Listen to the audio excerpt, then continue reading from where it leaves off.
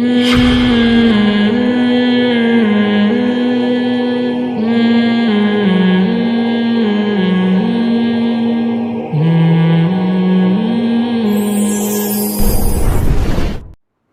لیے دعا جو ہے نا، دعا انسان میں تواضع سکھاتی ہے.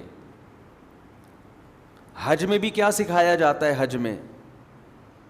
حج میں بھی یہ سکھایا جاتا ہے کہ اپنی انا اپنے گھر پہ رکھ کے آؤ. سارے ایسے کام کروائے جاتے ہیں جو بظاہر اللاجیکل ہیں. بھئی دیکھو، لاجک کا کام دنیا میں کوئی بھی مذہب دے نا تو فوراً فطرت کو اپیل کرتا ہے. آپ کسی غیر مسلم کو بتائیں ہمارے مذہب میں زکوٰۃ ہے، غیر مسلم کہے گا یار بڑا خاندانی مذہب ہے، کہے گا نا یار تم لوگ غریبوں کی مدد کرتے ہو، بہت اچھی بات ہے، ماشاء اللہ، بڑا اچھا مذہب ہے اسلام، غریبوں کی مدد کا کہتا ہے کہتے ہیں کہ نہیں کہتے؟ ہم کہتے ہیں ہمارے مذہب میں پیرنٹس کی اتنی عظمت ہے کہ ان کے سامنے اف کرنے کی بھی اجازت نہیں. غیر مسلم کہے گا زندہ باد، یار بڑی خاندانی تعلیمات ہیں، ہم تو ابا کو بوڑھا ہونے سے پہلے احتیاطاً اولڈ ہاؤس میں ڈال کے آ جاتے ہیں. ہم کہتے ہیں ہمارے مذہب میں شراب کیا ہے، بولو حرام. یار خاندانی مذہب ہے یار، اچھا ہے. گورے بھی مانتے ہیں کوئی پینے کی چیز نہیں ہے، بچتا ہو تو زیادہ اچھا ہے. آپ گورے کو بتائیں ہمارے مذہب میں یہ ہے کہ سچ بول کے تجارت کرو، لعنت اللہ علی الکاذبین. قرآن کہتا ہے جھوٹوں پر اللہ کی لعنت. کہے گا یار زبردست. لیکن آپ گورے کو بتائیں، ہندو کو بتائیں، سکھ کو بتائیں ہمارے مذہب میں یہ ہے کہ بقرعید والے دن کروڑوں جانوروں کا گلا کاٹ دو. کیا خیال ہے بھائی؟ کہے گا یار یہ کیا ہو رہا ہے بھائی، کیوں کاٹ دو یار، ان بیچاروں نے کیا بگاڑا ہے بھائی؟ ان سے کہیں ہمارے مذہب میں یہ ہے کہ 15-20 لاکھ روپے خرچ کر کے سعودی عرب جاؤ، بیت اللہ کے گرد 7 چکر لگاؤ. اول تو یہاں بھی وہ کہے گا یار یہ 15 لاکھ کسی غریب کو دے دیتے. کیا خیال ہے؟ چلو چکر لگا لیے، ٹھیک ہے بھائی، ہر مذہب میں ایک عبادت ہوتی ہے، تمہارے یہاں بھی ہوگی، طواف کر لیا، سمجھ میں آیا. کہتے نہیں، اس 15 لاکھ میں جو خرچہ ہو رہا ہے اس میں کہ شیطان کو جا کے کنکریاں مارنی ہیں. کہے گا کیوں مارنی ہے، وہاں تو شیطان نہیں ہے. اور جتنی ہلکی ہلکی تم مار رہے ہوتے ہو اس سے تو شیطان کو کچھ بھی نہیں ہوگا، کیوں مار رہے ہو بھائی؟ ہمارے مذہب میں یہ ہے کہ حاجی پراگندہ بال میلا کچیلا اللہ کو پسند ہے، خوشبو نہیں لگاؤ حج کے دوران، ویسے لگائیں سنو ویسے بھی چھوڑ دیں، پہلے ہی مسلمان بہت میلے ہو گئے ہیں. تو یہ چیز مانے گا وہ؟ یار یہ کیا ہے یار؟ بولو ہمارے مذہب میں یہ ہے کہ جب احرام اترنے سے پہلے کروڑوں جانور مینا میں حلال کر دو. جن جانوروں نے آپ کا کچھ بھی نہیں بگاڑا، اتنے کٹتے ہیں نا مینا میں جانور، اتنے اونٹ نہر ہوتے ہیں، ایک منظر یوٹیوب پہ دیکھ لیں، اتنے جانور. غیر مسلم کہتا ہے یار زکوٰۃ بھی سمجھ میں آ رہی تھی، روزہ بھی سمجھ میں آ رہا تھا، فاسٹنگ سے بڑے میڈیکل فائدے ہوتے ہیں انسان کو میڈیکلی، اور نماز بھی کسی حد تک سمجھ میں آ رہی تھی، صاف ستھرا ہو جاتا ہے، وضو کر لیتا ہے آدمی، ایک گیدرنگ ہو جاتی ہے، آپس کے تعلقات اچھے ہو جاتے ہیں، پتہ چل جاتا ہے کہ اس کے گھر میں کیا ہو رہا ہے. جو اطلاع آئی تھی نا کہ وہ گھر سے بھاگ گئی ہے، تو مسجد میں آ کے پتہ چلتا ہے واقعی بھاگی ہے یا نہیں بھاگ. ایک دفعہ میرے پاس فون آیا، کسی نے بتایا، پرانا قصہ ہے، کسی کو کیا پتہ کس کی بات کر رہا ہوں، کہیں سے فون آیا کہ میری بیوی بھاگ گئی ہے نا. میں اس کو بیچارے کو دلاسا دے رہا تھا، سمجھا رہا تھا. میں نے فون جیسے ہی بند کیا، ایک بندہ بیٹھا ہوا تھا، کہہ رہے کیا ہوا کیا ہوا. میں نے کہا یار وہ بندہ ہے، اس کی بیوی گھر سے بھاگ گئی. کہہ رہے کہاں بھاگی ہے؟ ایک دم اس کے منہ سے نکلا کہاں بھاگی ہے. وہ سارے جو بیٹھے ہوئے تھے نا ایک دم ہنس پڑے سب. اس کے بھی نا ایک دم آٹومیٹیکلی آٹو پہ تھا، وہ ایک دم منہ سے نکل گیا کہاں بھاگی. ہم ہنسے، ہم نے کہا تجھے کیا کرنا ہے یار کہاں بھاگی. پھر اس کو بھی شرمندگی ہوئی کہ یار میرا سوال کیا تھا غلط. تو ہم بتا رہے ہوتے ہیں بھائی کروڑوں جانور مینا میں کیا ہو جاتے ہیں ذبح.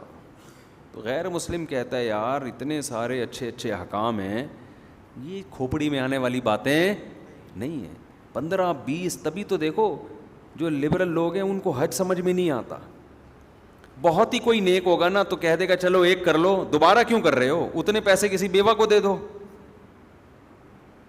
دینے چاہیے, میں منع نہیں کر رہا اس سے, وہ مسئلہ کیا ہے, دوبارہ حج کرنا چاہیے نہیں کرنا چاہیے, ایک الگ ٹاپک ہے یہ, کہ غریب کو دے دیں یا نفلی حج کریں, وہ ایک الگ ٹاپک ہے.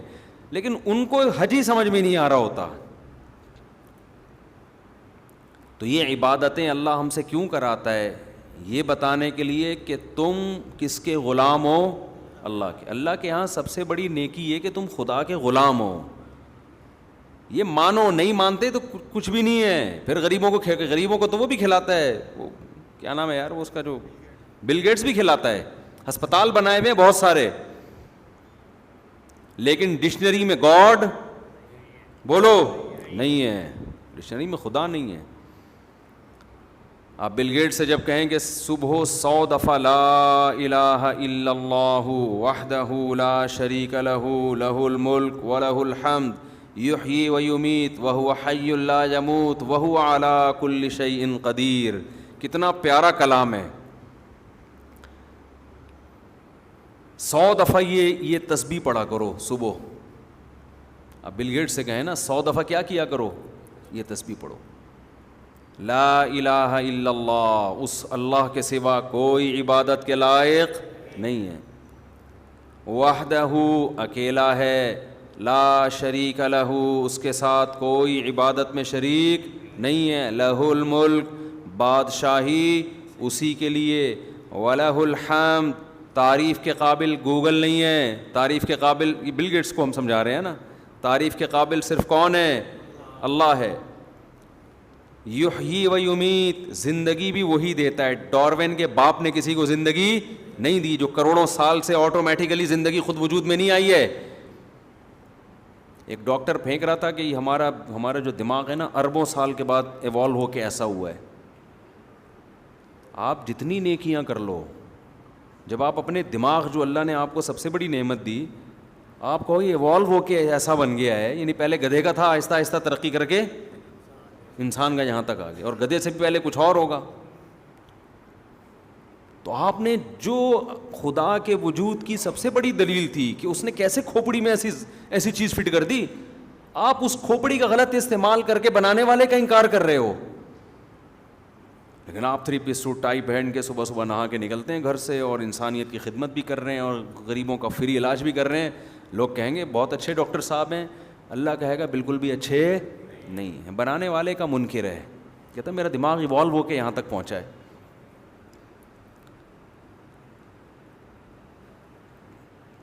تو جو سب سے بڑی دلیل ہے نا خدا کے وجود کی, اسی کو انکار کرتے جا رہے ہیں. کوئی کھلا رہا ہے, مان نہیں رہے کہ ہمیں کوئی کھلا رہا ہے. اس سے بڑی کوئی ناشکری ہوتی ہے؟ دیکھو ناشکری کا ایک درجہ یہ ہے, کسی نے آپ پر احسان کیا تو وقت پر آپ اس احسان کا بدلہ نہیں دے رہے, یا اس احسان کے تقاضے پورے نہیں کر رہے. اس پہ بھی اگلے کو غصہ آتا ہے, لیکن وقت پر آپ بھول ہی گئے کہ اس نے احسان کیا ہے, تو بھی انسان کو غصہ آتا ہے, یار یہ تو احسان کرنے والے کو بھلا دیا. تیسرا اس سے اوپر کا درجہ ہے, انکار کر دیں کہ اس نے نہیں کیا. ایک ہے نا بھول گئے, آپ کو پتہ نہیں کس نے کیا ہے, کہ آپ کہیں نہیں اس نے نہیں کیا, یہ آٹومیٹیکلی ہوا ہے. پھر احسان کرنے والے کو جتنا غصہ آئے گا, پھر اس کا غضب, اگر اس میں غیرت ہوگی تو دیکھنے والا غضب ہوگا. تو کافر بنانے والے کا کیا کرتا ہے؟ انکار. اور آج کل پڑھے لکھے لوگوں میں یہ بیماری زیادہ آ گئی ہے, جتنا پڑھ رہے ہیں نا اتنا خدا سے دور ہو رہے ہیں. اس لیے کہ ایجوکیشن جو ہے نا, ایجوکیشن, کچھ نعمتیں انسان کو جب ملتی ہیں تو وہ تکبر میں آ جاتا ہے, اپنی اوقات کیا کر دیتا ہے, بھول جاتا ہے. سائنس اور ٹیکنالوجی, میں نے جاہلوں کو دیکھا ہے ایمان والے ہوتے ہیں اکثر. پڑھے لکھوں میں اکثر 100% نہیں, پڑھے لکھوں میں جو نیک ہوتے ہیں پھر وہ نیک بھی بڑے خاندانی ہوتے ہیں. اکثریت ہماری یونیورسٹیوں میں پڑھے لکھے لوگ ملحد ہو رہے ہیں, اسلام سے دور ہو رہے ہیں. کیوں؟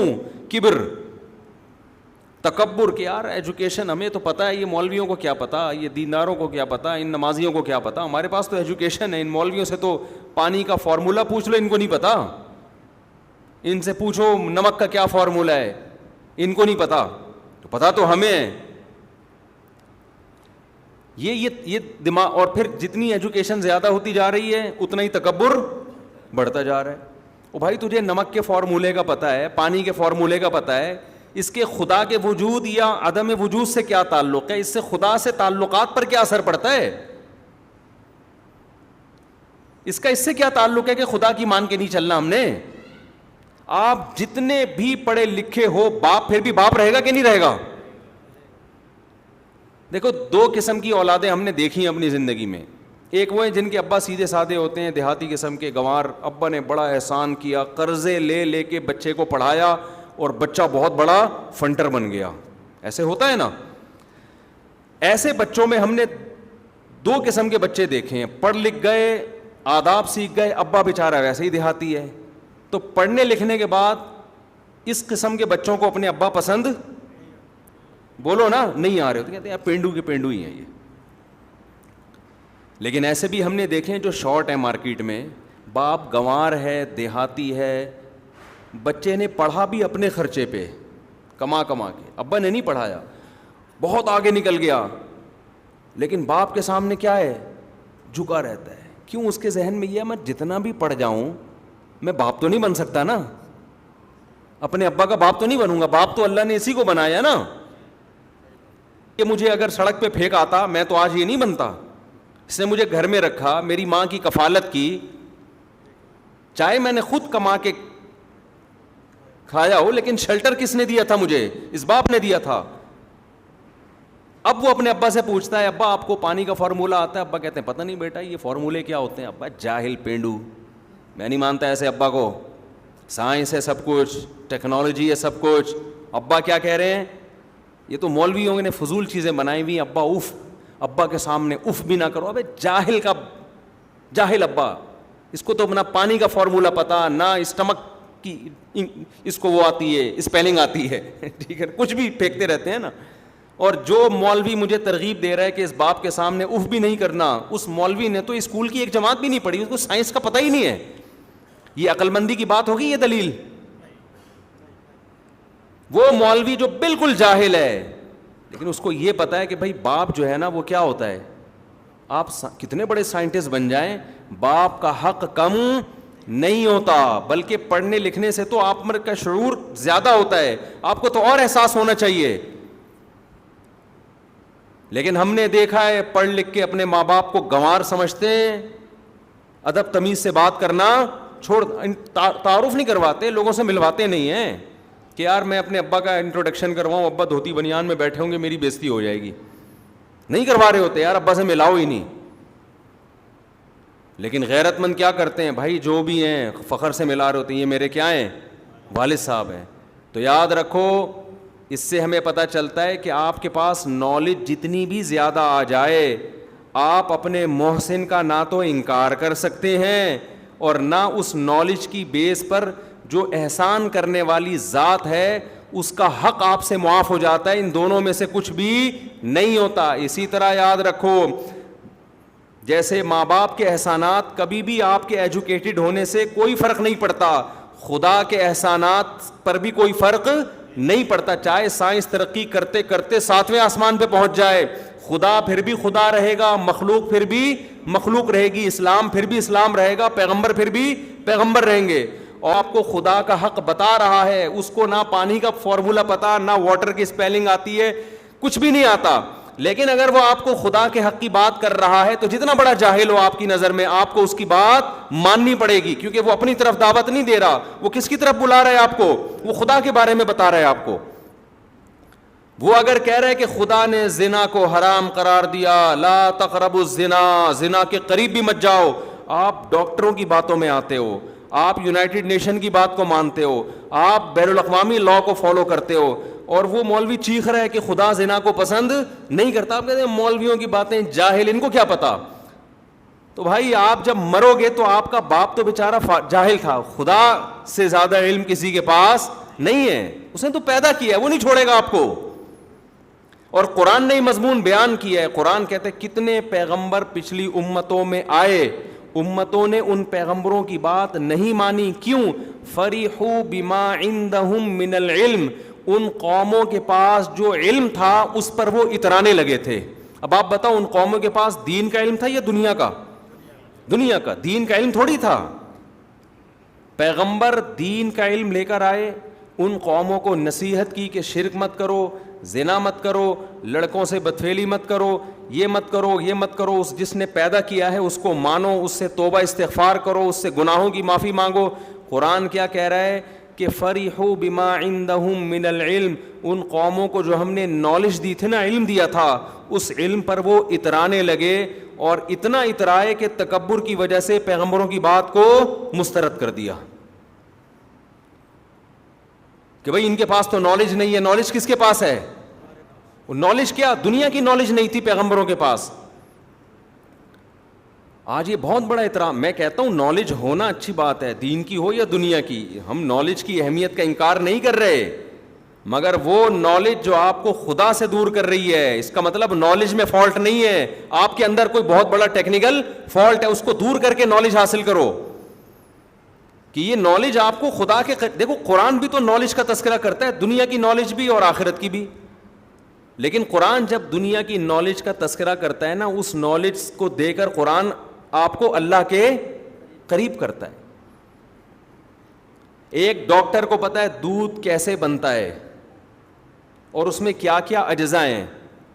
اگر اس ڈاکٹر کی عقل صحیح کام کرے گی تو وہ اس دودھ کے بارے میں تحقیق کر کے خدا سے دور ہونے کے بجائے خدا کے قریب ہوگا. وہ کہ یار کیسی مشینری بنائی ہے اللہ نے کہ سوکھا چارہ جانور کو کھلاتے ہیں اور تھنوں سے چکنا اور گاڑھا دودھ نکلتا ہے, فل آف کیلشیم, کیلشیم سے بھرا ہوا دودھ. ایک ڈاکٹر اگر حقیقت میں اس میں کوئی فالٹ نہ ہو, تکبر نہ ہو, وہ جب تحقیق کرے گا کہ کیسے جانور کے پیٹ میں پانی سے بچہ بنتا ہے اور بچہ پیدا ہوتے ہی تھنوں کی طرف لپکتا ہے, اگر اس کے دماغ میں فطور ہوگا, وہ کہے گا کروڑوں اربوں سال نہ دماغ ایوالو ہوتے ہوتے ہوتے ایسا دماغ بچے کا بن گیا کہ پیدا ہوتے ہی کہاں جا رہا ہے؟ تھنوں کی طرف. لہذا اور مزید ترقی کرو سائنس میں. وہ خدا کو ڈکشنری سے کیا کرے گا؟ نکالے گا. ذرا سی کھوپڑی میں غیرت ہوگی نا, تو جب وہ سائنسدان تحقیق کرے گا نا کہ بچہ پیدا ہوتے ہی فوراً جاتا کہاں ہے؟ تھنوں کی طرف. وہ کہے گا سبحان من خلق ھذا, جس نے اس بچے کو بنایا اور جس نے پانی میں ایسے سافٹ ویئر انسٹال کیے کہ ماں کے پیٹ میں جاتے ہی اس میں آنکھ, ناک, کان, دل, دماغ, جگر اگنا شروع ہوتا ہے, اور بچے کے دماغ میں ایسے سافٹ ویئر پہلے سے انسٹال کر دیے کہ پیدا ہوتے ہی کہاں لپکتا ہے؟ وہ دودھ کی طرف. تو وہ ذات اس قابل ہے کہ اس کی عبادت کی جائے, اس کو تلاش کیا جائے, کون ہے ایسا مہربان. اگر اس ذات تک پہنچنا ممکن نہیں ہے, اس کے کسی سفیر کو, کسی نمائندے کو تلاش کیا جائے. تو اگر آپ نالج, چاہے وہ دین کی ہو یا دنیا کی, نالج حاصل کرتے ہو تکبر کو سائڈ پہ رکھ کے, تو یہ نالج آپ کو اللہ کے قریب کر دے. اور اگر آپ کے پاس نالج ہے, چاہے دین کی ہو یا دنیا کی, آپ میں کبر ہے, تکبر ہے, تو دین کی نالج بھی آپ کو اللہ سے دور کر دیتی ہے. ہم نے دیکھا ہے بہت سے لوگ دینی علم رکھنے کے باوجود خدا سے دور ہیں. ان کے پاس یہ کہ ہمیں نالج ہے, علم ہے ہمارے پاس. تو آج یہ بڑا مسئلہ ہے بھائی. چند باتیں انسان سیکھ لیتا ہے اور مذہب کو برا بھلا کہنا